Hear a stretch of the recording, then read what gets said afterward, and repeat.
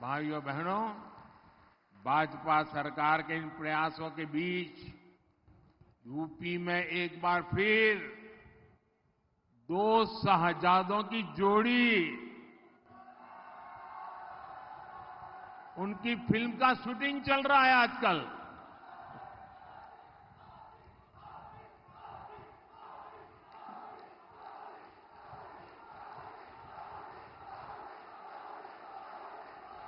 और ये दो शहजादों की फिल्म का पहले ही रिजेक्शन हो चुका है।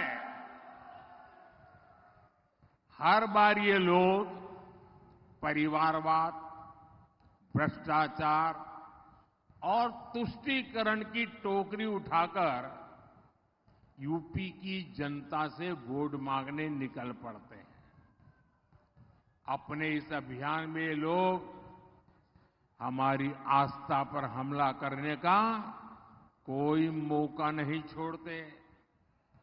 आप याद करिए, इनकी सरकार को यहां के पवित्र तिगरी मेले से कितनी दिक्कत थी।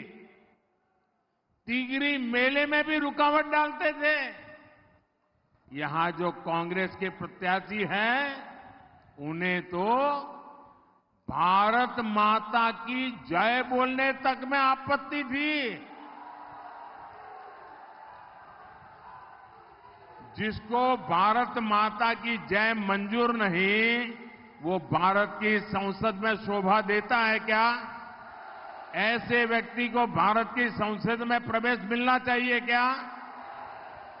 अयोध्या में राम मंदिर बना तो ये सपा कांग्रेस दोनों पार्टियों ने प्राण प्रतिष्ठा का निमंत्रण ठुकरा दिया।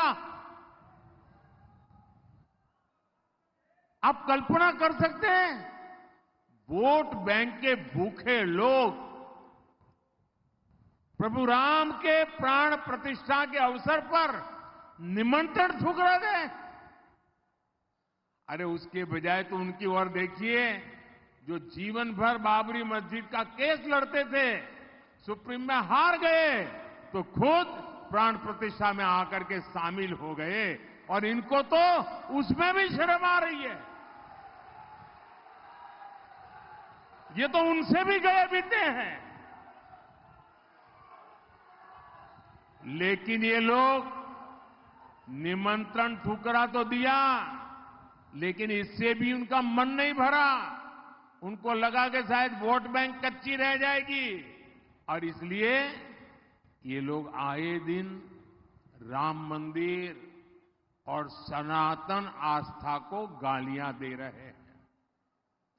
अभी रामनवमी पर अयोध्या में प्रभु रामलला का इतना भव्य सूर्य तिलक हुआ, आप सबने देखा ना? देखा ना? आज जब पूरा देश राममय है, तो समाजवादी पार्टी वाले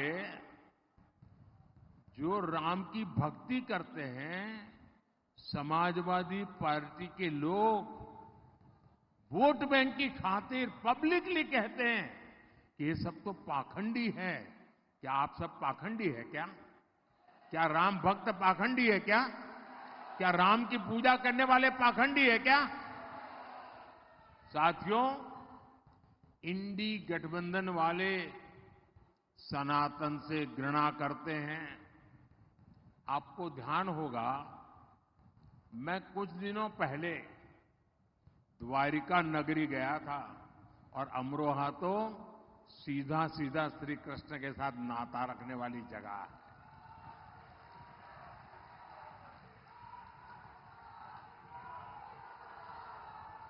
अब भगवान श्री कृष्ण यहां से निकल करके गुजरात गए थे, और मजा देखिए, मैं गुजरात में पैदा हुआ और उत्तर प्रदेश के चरणों में आके बैठ गया।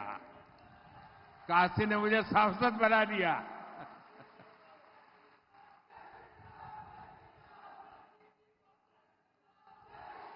अब मैं द्वारिका गया, सारे जो आर्कियोलॉजी वालों ने उन्होंने खोज के निकाला है कि समंदर के नीचे मूल द्वारिका है। और वहां मैं गया, समुद्र में बहुत गहरा चला गया, जहां श्री कृष्ण जी की पुरानी द्वारका नगरी की, वहां मैं पहुंचा और बड़ी श्रद्धा के साथ, बड़ी आस्था के साथ मैंने पूजा की। और मैं अपने साथ भगवान श्री कृष्ण को पसंद है जो मोर पंख, वो भी ले गया, वहां मैंने रखा। लेकिन कांग्रेस के साहजादे कहते हैं कि समंदर के नीचे पूजा करने योग्य कुछ है ही नहीं।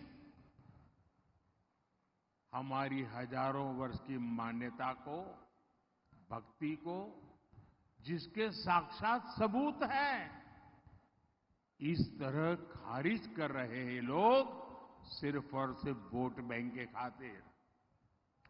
और जो अपने आप को यदुवंशी कह करके ढोल पीटते हैं, मैं जरा उनको पूछना चाहता हूं, बिहार में जो लोग कहते हैं ना हम यदुवंशी हैं, उत्तर प्रदेश में जो नेता यदुवंशी का मलाई खाने के लिए निकलते हैं, मैं उनको पूछना चाहता हूं, अगर आप सच्चे यदुवंशी हैं तो भगवान द्वारिका की पूजा करने वाले का अपमान करने वाली पार्टी के साथ कैसे बैठ सकते हो?